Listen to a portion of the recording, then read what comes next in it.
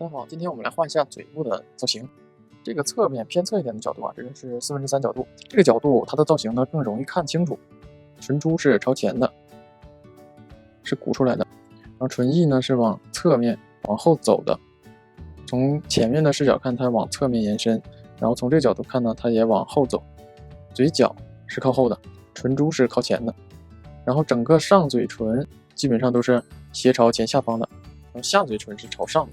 所以说在下嘴唇上面的这个网格线略平一些。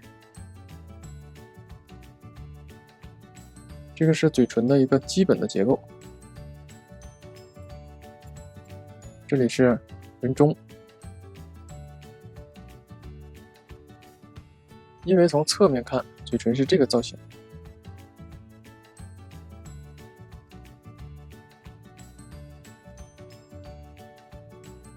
所以上嘴唇朝下，下嘴唇朝上，这样看就比较直观了。然后在画下嘴唇的网格线的时候呢，不要把它画成这个弧度。